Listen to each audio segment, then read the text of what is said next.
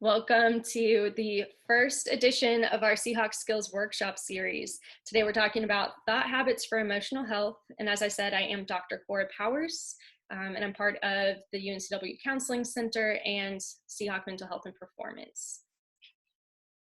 All right, so the first question that I really want to prompt us to think about, given the topic at hand today, thought habits for emotional health, is what is emotional health? This is a good time to kind of give some thought to that, maybe jot a few thoughts down. I'll give you just a second before I start jumping in.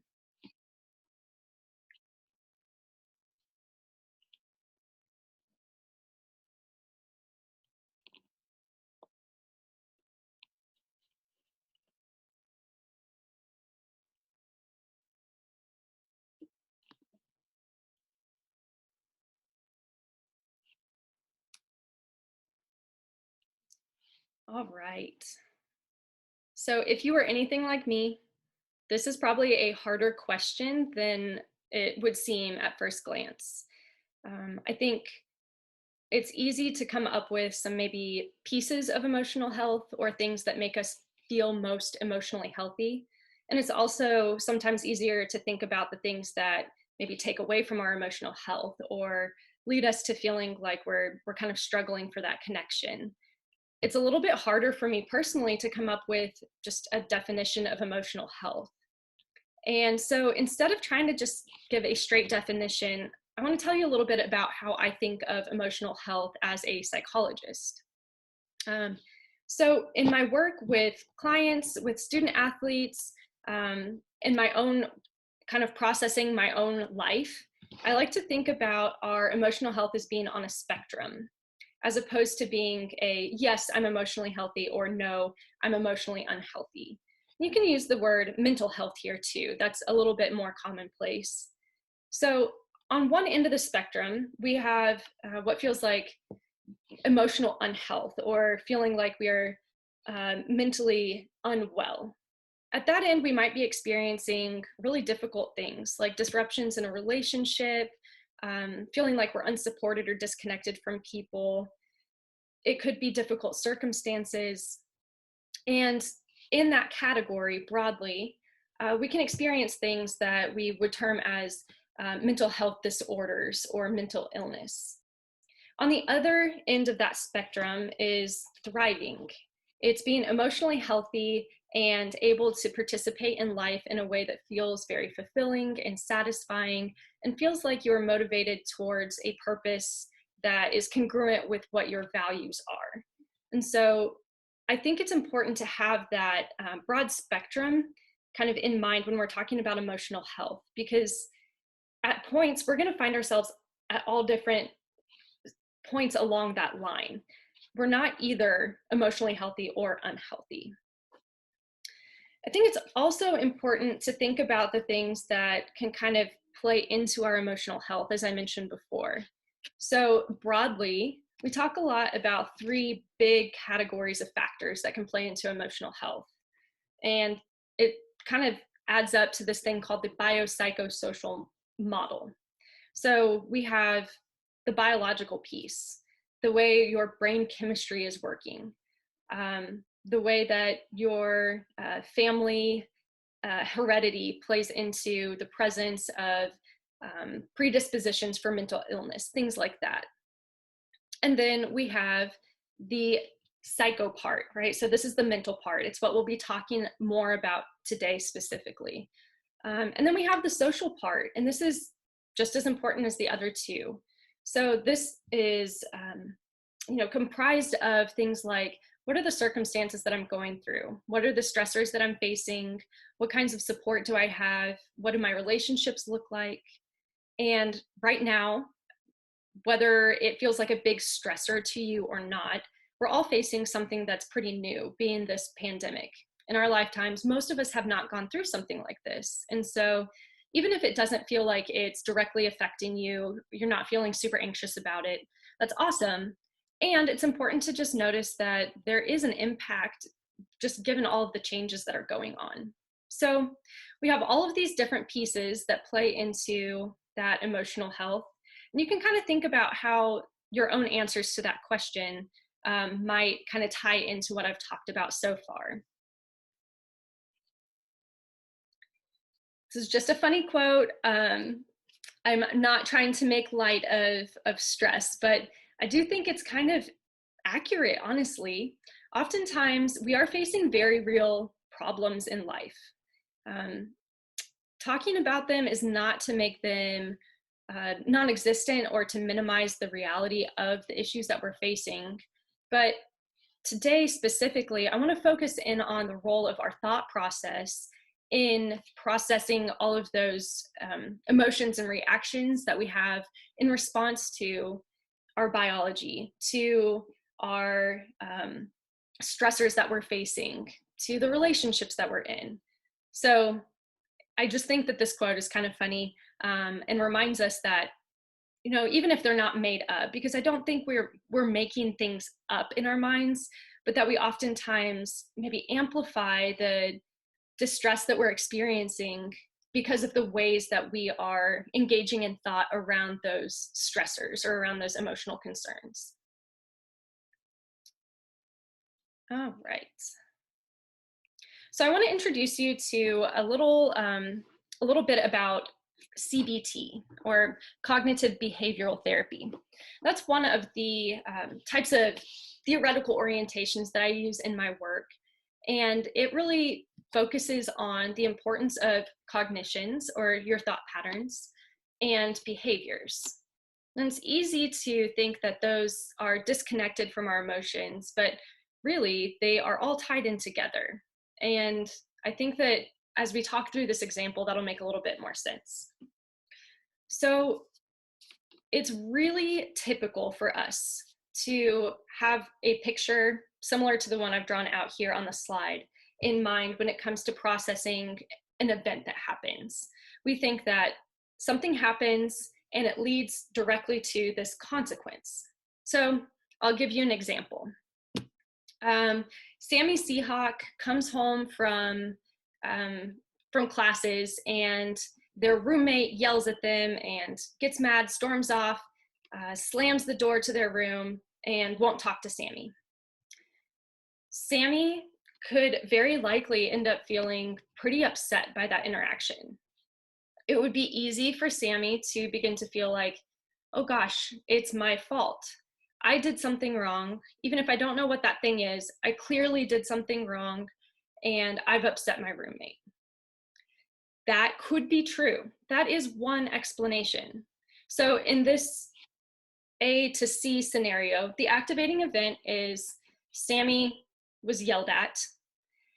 And the consequence is Sammy begins to feel bad about himself and feels like he's blaming himself for his roommate's response in the situation, which further drives him down, thinking, I'm to blame. Maybe it spirals further, like, I never do things right.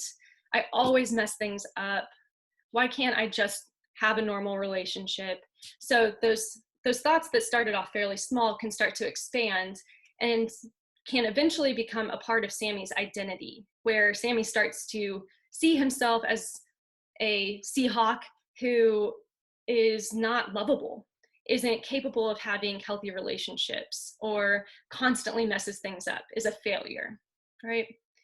So we can think about this on that very small scale, the activating event that leads to the consequence, but we can also think about how that consequence can blossom out.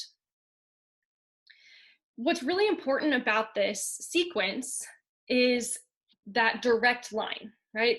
So many of us are taught that or learn it through interactions early in life.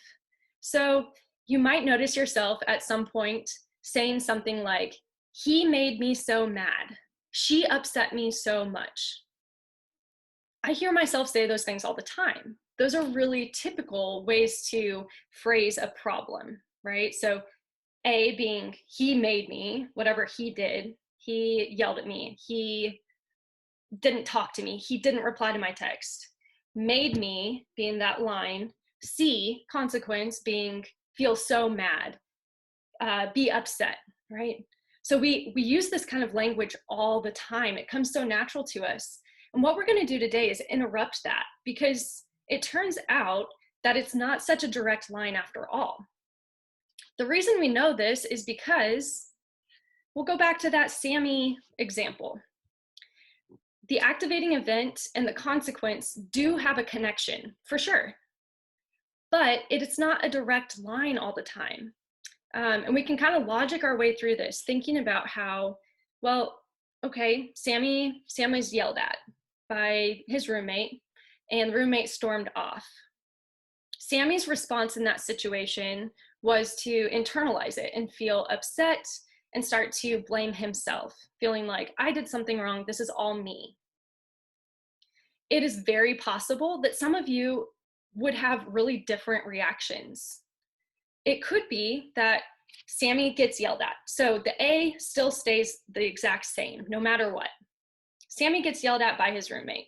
His roommate goes off to his room, slams the door. Instead of feeling upset, maybe Sammy feels defensive. Or maybe the consequence is that Sammy gets angry and retaliates. Or maybe Sammy feels concerned and wants to go check on his roommate. None of those are inherently right or wrong ways to feel, but the fact that there are multiple C's that can come from one A tells us that there cannot be a straight line between the activating event and the consequence. It's not a one-to-one ratio. So that means there's something in there that's moderating how we're getting from A to C. And it turns out there's a B in this system. So we call this the ABCs. The A to the C is moderated by our beliefs or our perceptions. These are the filters that we apply to every situation that we go through. It's like a lens through which we see the world. So it's kind of like if you wear glasses or contacts, you're not always thinking about the fact that you are looking at the world through that vision aid, right? Or if you're wearing sunglasses that give a light green tint to everything, after a while, you don't realize that there's a slight green tint to everything in your world. Instead, that's just the way that you see things.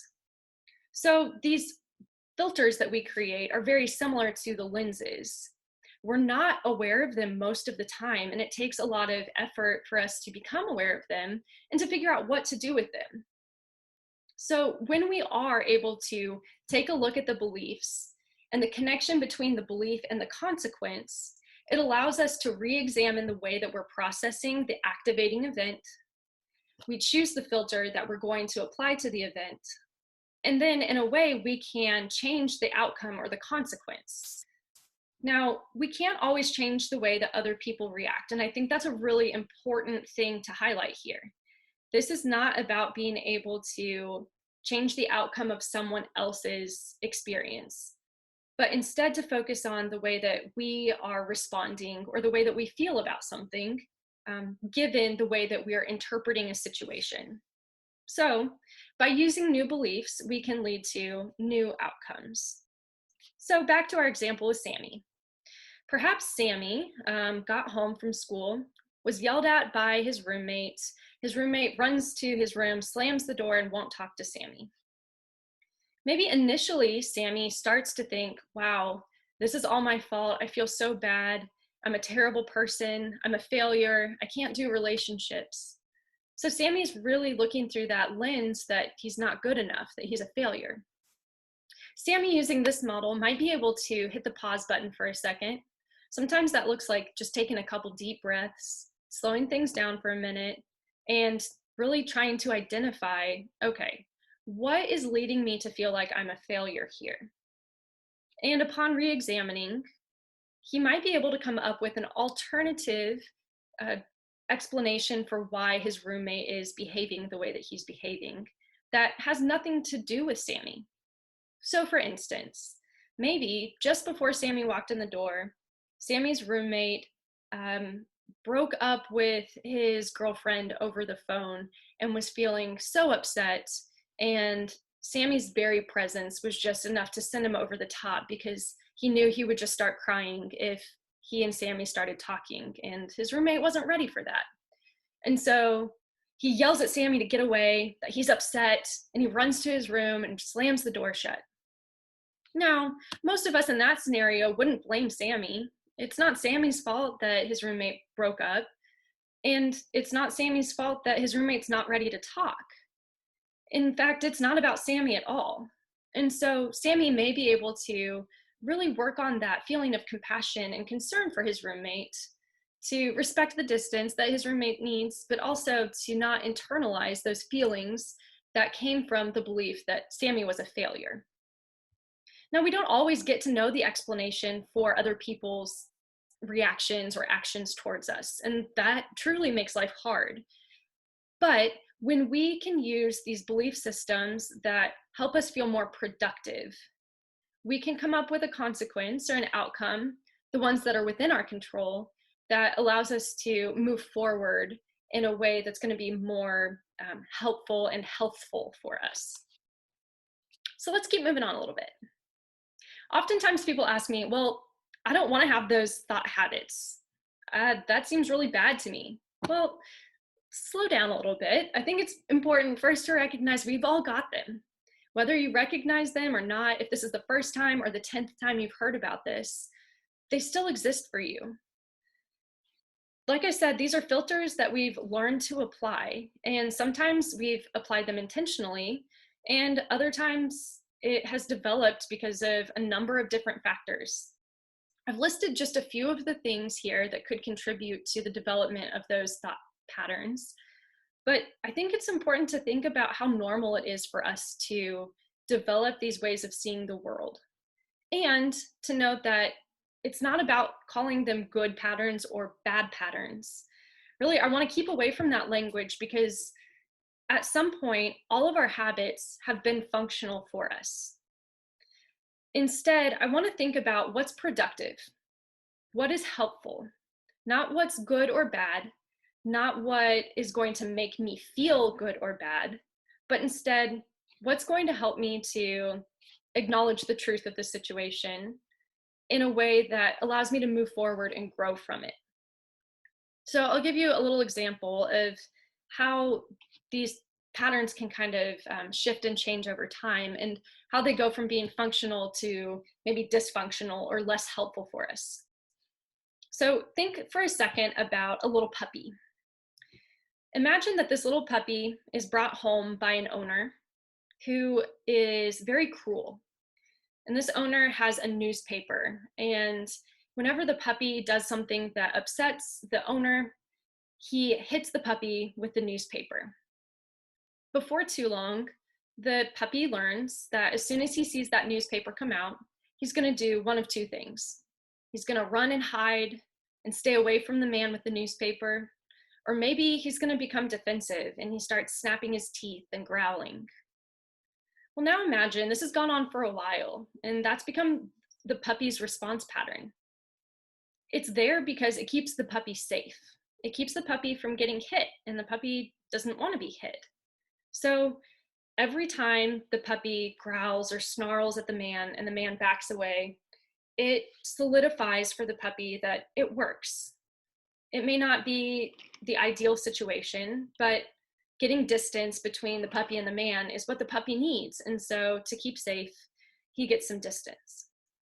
Well, now imagine that that same exact puppy is put up for adoption, and a family comes and adopts the puppy. This family too takes the newspaper, but they have no intentions of hitting the puppy with the newspaper. Instead, they like to have the newspaper out and read it while they're eating breakfast. And ideally, they'd love for the puppy to be present and to sit petting the puppy as they eat. Well, the newspaper comes out, and the puppy immediately goes into those one of two modes, either running away and hiding or snarling at this new owner who's now just holding the newspaper to read it. The puppy doesn't realize that they're no longer in danger, and so they continue to use those same habits or filters to think about the situation and enact those same defenses. Now, nobody would blame the puppy for building up that sort of defense, but the really difficult thing is that that defense, which used to be really productive, it kept the puppy safe. It's now keeping the puppy from experiencing the fullness of the love that this new owner might be able to give to them. It keeps them from getting pets. It heightens their anxiety over and over again. Right? So it's really keeping them from being able to experience goodness It's not just that it separates them. So in the same way, we form these reactions for really good reasons, whether intentionally or unintentionally, or consciously or unconsciously. Sometimes they're really profound, things where there's certain topics we just shut down on, we will not talk about. And other times it's a little bit more subtle. We find that we shy away from certain things or certain people, and these thought habits that we develop play a big role in that. So, given that, I want to talk a little bit about some of the common thought patterns that we see. And particularly, we're going to talk about a few of them that tend to be less productive, less helpful. So the next couple slides are the ones that I have a PDF available for. So if you're interested in having a copy of these, I'm more than happy to send that to you if you will put your email address into the box, the chat box. So we'll run through some of these, and I encourage you to think a little bit about the ones that you might tend to use most often. And keep in mind, this isn't about blaming ourselves or getting upset with ourselves for having used these filters or for seeing them come up in our lives, but instead to bring awareness to those filters that have become habitual for us in the ways that they might be keeping us from experiencing the goodness and the fullness that exists in communication or in our relationships with people. So the first one is black and white thinking. This is also called all or nothing thinking, and this is the idea that things are either completely good or completely bad with no room for gray. I see black and white thinking come up a lot when it is applied to like oneself. So to say, I either do good or I do bad. People are either good or bad. It's either right or wrong. Right? And there are times where there are right decisions and wrong decisions. But when we get stuck in a mindset that says everything must be black or white, there must always be clearly defined boxes for things, it leaves us really struggling in those moments where ambiguity is essential, when uncertainty is just part of what we're dealing with, and we're left struggling because we can't cling to that sense of firm black or white the way that we would like to. So the next one down is the mental filter, or only paying attention to certain kinds of evidence. So an example of this would be if you're getting feedback from a coworker or a boss or an instructor, and maybe they say 20 nice things, 20 wonderful things that are really encouraging about your work and the time that you've put in and how much they appreciate your character. But then they give you one piece of critical feedback, and for days after, you find yourself really just sticking to that one piece of critical feedback. Maybe you start to over apply that to your own life, and you kind of forget to pay attention to all that good stuff that the person said. This is a really common one, and we slip into it pretty easily, whether we recognize it or not. It happens in less explicit ways too. So throughout our lifetime, when we notice every time something bad goes wrong, and we start to get in this feeling of like, well, when it rains, it pours. That may be true. Sometimes we do just hit those phases where things are rough. But also, we do have a tendency as humans, it's called a negativity bias. We pay attention to the things that are potentially threatening or harmful to us, and less attention to the things that are good. And oftentimes, being able to notice that mental filter can help us to become a little bit more aware of at least a balanced perspective. Next up is jumping to conclusions, or making those illogical leaps and not having enough evidence. There are two types of jumping to conclusions that we talk about a lot. One is fortune telling, and the other one is mind reading. Fortune telling is the idea that we can predict the future without having enough information to really do so. And I would argue most of the time, we're not able to predict the future. Sometimes we can base our estimations on history, and it can be useful to pay attention to what's happened before. But oftentimes when we start predicting too far out into the future, we find ourselves getting frustrated as that future comes to pass, Or we get anxious in the moment because we are concerned about what that future might hold, when in fact we don't have enough information and it's beyond our scope of control to be able to really predict what that might look like. The second one is mind reading. And mind reading is when we believe that we have the ability to understand what other people are saying without really saying it. And this is extremely common. It happens in all kinds of relationships, whether a romantic relationship or a familial relationship, or even just with friends. Thinking that you are able to read the mind of someone else. You know what they're actually feeling, even if they're not telling you. It's a dangerous game to play because oftentimes we have no idea what the other person is thinking. It could be that their mind is on something completely different, and that's why they were maybe distracted from conversation, or that they're not upset with you when you think that they are, kind of slighting you. But instead, we oftentimes want to predict what we think other people will say and do and how they really feel. And we find ourselves getting hurt in those situations, oftentimes needlessly, when the person doesn't really have that on their mind at all. Next up is emotional reasoning, or automatically believing that all your feelings are true. This is one of my favorite things to talk about with people. I like to talk about our emotions as being forms of truth. They are real, they are very real, and they're important. But they are not the capital T truth. Just because you feel something does not make it true. So for instance, just because you feel embarrassed after giving a speech does not mean that you did a terrible job or that you are a terrible speaker. I like to think about emotions being like indicator lights in a car. So for instance, if you're running out of gas, you're gonna have a little indicator light come on, looks like a little gas tank, and that light itself doesn't do anything.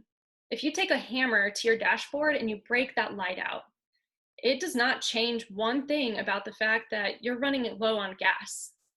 The same way, if the fuse goes out, you're still gonna run out of gas, you'll have no idea. So emotions don't necessarily reflect the truth of a situation. They're not facts. Instead, we can use them as indicator lights that tell us when we need to pay attention to something. But we need to do that in balance with our reasoning, with wisdom.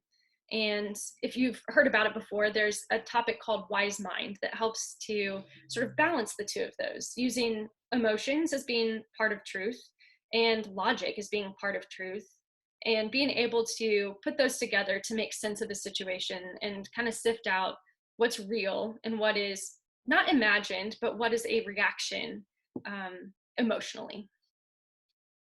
Next up, we have labeling. Labeling is assigning labels to ourselves and other people. Now, oftentimes when we are uncomfortable with some part of ourselves or many parts of ourselves, we're pretty quick to find that flaw in other people and call it out. We also are pretty quick to place labels on ourselves in this self-deprecating way, to make jokes at our own expense, or to, just really say things to ourselves that we wouldn't say to other people. We're going to talk about this one a little bit more next week when we talk about the self-talk, but I do think it's important to just point out that immediately jumping to a label is not necessarily helpful. Labels are good for categories, and we have them for reasons, but when it comes to understanding ourselves or a specific other person, it leaves a lot to be desired and can be really harmful. Next up, we have overgeneralization. And this is assuming patterns based on one single event or drawing conclusions that are just too broad. So it's saying if something happened one time, then that's probably always going to happen. Oftentimes, this looks like taking that negative piece of evidence and applying it broadly, but instead of just applying it to yourself or that labeling, it's saying, okay, well, if I couldn't do it this one time, I might as well not even try again because I'm clearly a failure at this. It's important to kind of step back and take a look at ways that we might be really jumping to those broad conclusions and narrowing down, like, what is my evidence for this? Did it happen one time, or is this a pattern that I'm seeing? Next up is disqualifying the positive. So this is only recognizing the negative aspects of a situation and ignoring the positives. Pretty similar to the one we saw on the last page, but it really focuses in on the way that we will discount the positive that we're given, and we amplify the negative. So when we are maybe describing ourselves to other people, it's easy for, if you get positive feedback, someone thanks you for something, it's really easy to kind of put that down and say, oh, it's nothing. I didn't put any time into that. Or, oh, I really, I'm not very good at that. It didn't turn out very well. Right? By disqualifying the positive, we're not only robbing ourselves of really owning the good things that are a part of our life and part of who we are, but we're also in those situations sort of undermining the validity of what the other person is saying or thanking us for, or the good that someone else is acknowledging in us. And so when we tamp that down and we tell someone, no, you're wrong, you're not seeing that in me, we're actually kind of, aggressively going after that person as well. And I don't think we think about it that way often. Next up is catastrophizing, and this is super common. Seeing only the worst, expecting things to go badly, and blowing things out of proportion. So here's my favorite example of this one. Someone comes into my office and they tell me, oh, Dr. Cora, I'm not sure that I'm going to be able to pass this test. Okay, what's going on? Well, I haven't been able to study very well because, it's been loud. My roommates are really noisy. I haven't been able to get comfortable and really study well. And because of that, I'm probably going to just fail the test. And if I fail this test, there's no way I can pass the class. And if I don't pass the class, I'm not sure that I'm going to be eligible for financial aid next semester. And if I don't have financial aid, there's no way I can come back to school. And if I don't stay in school next semester, then I'm probably not going to be able to get back into school in the future. And if I don't have a degree, I'm not going to be able to get a good job. And if I don't have a good job, there's no way I'm going to be able to hold down just a typical sales job. And so I'm probably not going to be able to have housing, and I'm not going to be able to have a relationship or have children. And there's just no way that my life will be what I want it to be. And, I'm going to end up not being able to afford to live anywhere but with my parents forever. And all of a sudden we go from, you had a night of not being able to study, to this extreme picture of not being able to have a productive, thriving life in the future. And we can follow the line of logic. And I think that's why this one is so tricky. It's easy to see how those connections are being made and to tell ourselves that they're very true. But catastrophizing is a combination of jumping to conclusions and emotional reasoning. And it leads to us going from 0 to 100. And 100 is something that is so distressing to us that it makes 0 feel like we just can't even start on it. There's no way that I could get started trying to come up with a solution to my study problems, because to do that, I would have to solve this whole picture of how the rest of my life is going to go. So catastrophizing is something we commonly jump into and something to be aware of. Next up is should statements, and this is applying strict rules about how you and others should feel or act. Often these come in phrases like, you should do this, you shouldn't do that, you must do this, I ought to do that, that's the way it should be. And for many of us, we internalize those things, and it comes out as perfectionism, which at some level can be really helpful to being productive. But as any perfectionist can tell you, there's a line that can be crossed, at which point those should statements are no longer enabling you to be your best self, but instead they are driving you into the ground and making you feel less than, and feeling like you have no purpose other than what you produce. And when we internalize that for too long, we can begin to get so full of those perfectionistic feelings that we start to push them outward onto other people. And we apply the standards that we have for ourselves, which may not be reasonable to start with, onto other people. And so suddenly we have these expectations that other people will do things the way that we would, or say things the way that we would. And we need to first think about the fact that we don't have control over how other people say or do things, and that the expectations we're placing on them need to be within a reasonable level. Just because we expect something of ourselves doesn't make it reasonable. So when you notice yourself saying should to internally a lot, this is another one we'll talk about next week, but when you notice a lot of shoulds coming up in your head, that's a really good time to hit pause and take a look at, okay, what am I trying to convince myself to do or not do?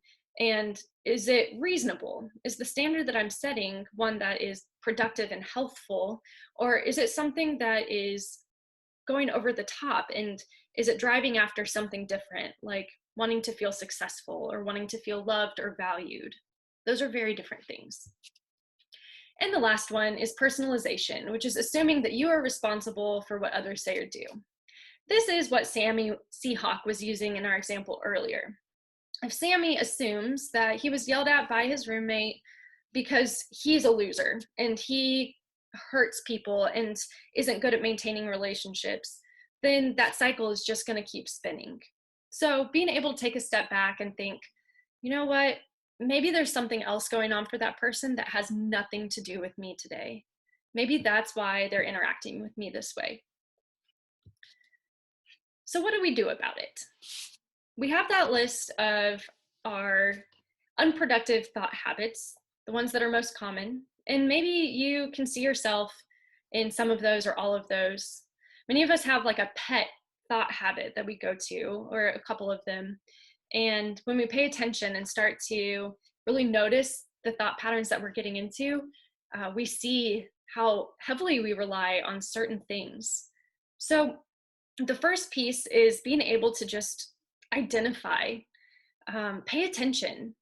When you notice that you are ending up in the same place mentally over and over again, like, why do I find myself feeling so bad about who I am? Or why do I constantly fear about the future 10 years from now? It's a good time to hit the pause button, take a couple breaths, and just pay attention to which of the filters you might be applying there. Next, you want to challenge it or dispute it. You want to be able to challenge the interpretations that are not productive. And remember, we are focused here not on making ourselves feel good or changing our mood or forcing ourselves to be having a good attitude about things, because this isn't about good or bad. And really, to try to convince ourselves that we're going to be happy all the time is just unreasonable and unfair.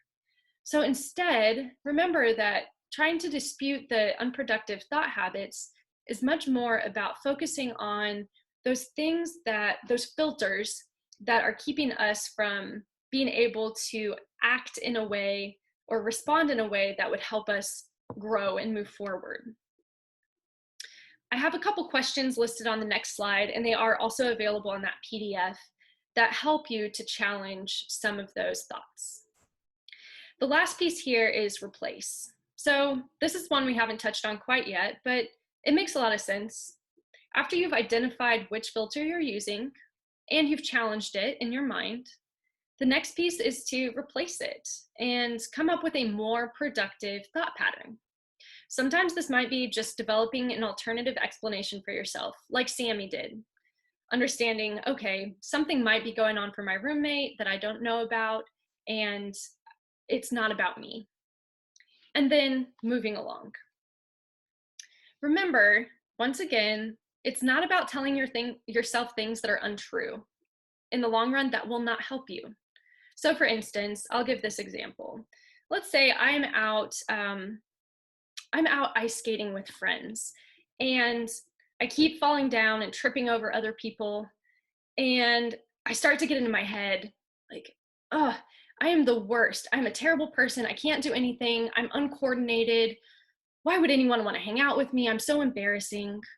Well, I might want to challenge that, right? So to identify, okay, I am definitely looking at the negatives in this situation. I am overgeneralizing things. I'm catastrophizing, and I'm definitely personalizing. And then to be able to ask myself, okay, what thought can I use to replace this? So a replacement thought for me might be something like, you know what? I'm not an ice skater. It's okay. Everyone makes mistakes. No one is good at everything. I'm just here to have a good time. It would not be as helpful for me to tell myself something like, it's fine, you are perfect at ice skating, or at least you are the best um, at cooking pizzas, because it's untrue. We don't want to replace one untruth with a different untruth. That does not make us feel any better. Instead, it's helpful to acknowledge the truth of the situation and then put it into perspective that's more helpful. So, I'm not an ice skater. Of course, I'm going to trip. It's okay to laugh at myself. And, this maybe isn't my thing, but I can enjoy it and have fun.